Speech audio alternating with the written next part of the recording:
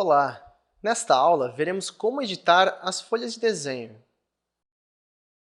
As folhas do SolidWorks, elas possuem propriedades que podem ser alteradas. Para alterar elas, basta que a gente venha aqui sobre a folha, clique com o botão direito e então tem aqui as propriedades. Então, quando a gente clica sobre ela, já aparece aqui as propriedades da folha. Então, uma das propriedades que a folha tem é o tipo de projeção, que pode ser representado no terceiro diedro ou no primeiro diedro, dependendo do tipo de projeção que você vai querer utilizar de acordo com os desenhos técnicos. Ainda, a gente pode alterar a escala natural da folha, em que as vistas irão se orientar de acordo com essa escala.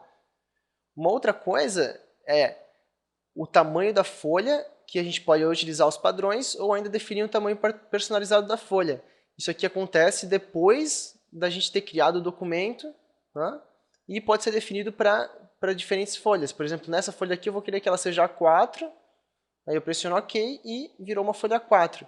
Enquanto a folha 2 eu quero que ela seja A0, então eu venho aqui nas propriedades e boto A0 aqui, e então eu tenho que a folha 1 ficou A4 e a folha 2 ficou A0.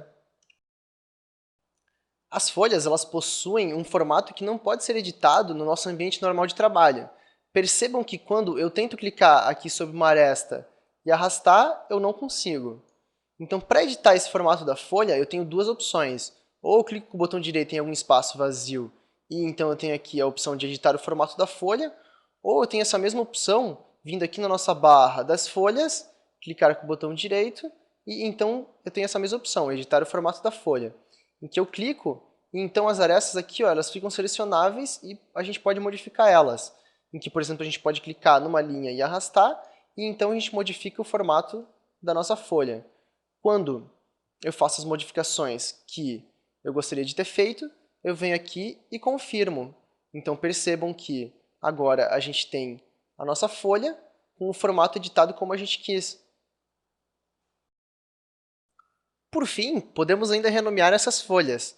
Para fazer isso, é o mesmo procedimento de mudar as propriedades. A gente clica com o botão direito e tem aqui então renomear. Então a gente pode, em vez de botar folha 1, podemos colocar, por exemplo, começo do projeto, e a folha 2 a gente bota um renomear aqui para fim do projeto.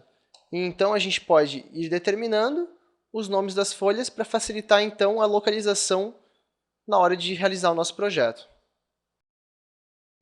Nesta aula, aprendemos a editar as folhas de desenho. Obrigado pela atenção e espero vocês nas próximas aulas.